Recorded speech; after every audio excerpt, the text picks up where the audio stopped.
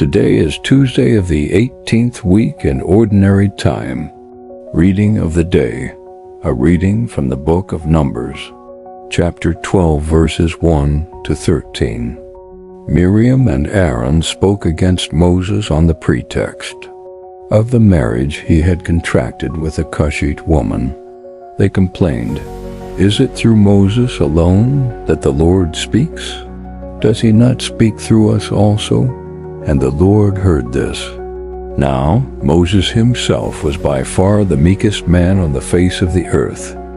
So at once the Lord said to Moses and Aaron and Miriam, "Come out, you three, to the meeting tent." And the three of them went. Then the Lord came down in the column of cloud, and standing at the entrance of the tent, called Aaron and Miriam. When both came forward, he said, "Now listen to the words of the Lord. Should there be a prophet among you?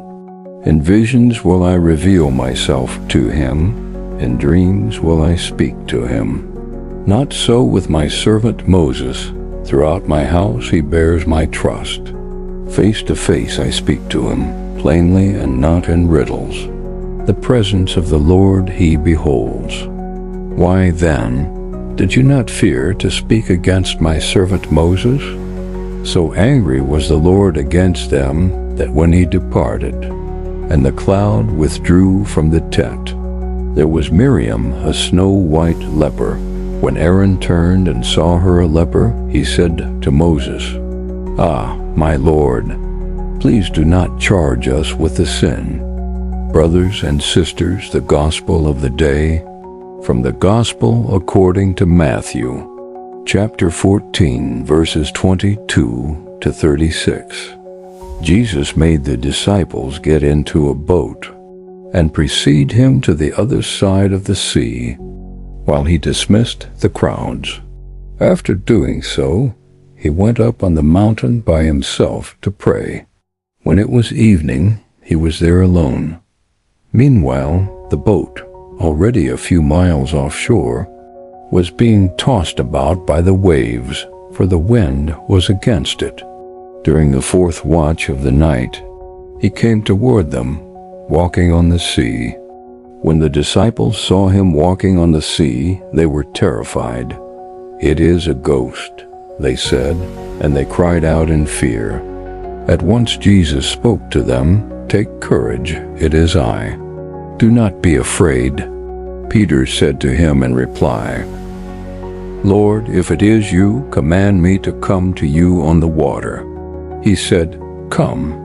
Peter got out of the boat and began to walk on the water toward Jesus. But when he saw how strong the wind was, he became frightened, and beginning to sink, he cried out, "Lord, save me."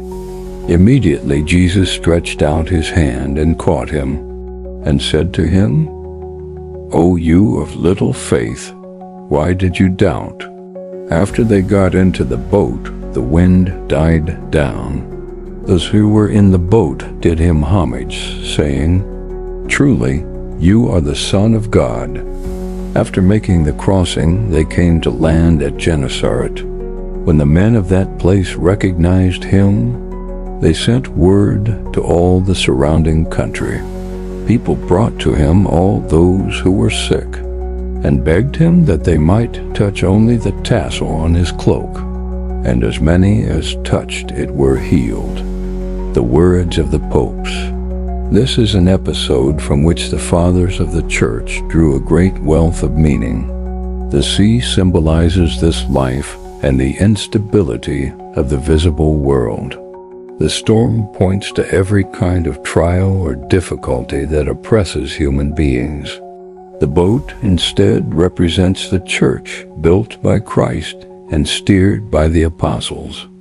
The passage then continues with the action of the apostle Peter, who, moved by an impulse of love for the teacher, asks him to bid him to come to him, walking on the water.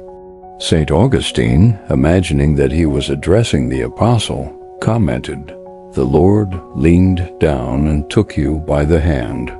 With your strength alone you cannot rise. hold tight to the hand of the one who reaches down to you."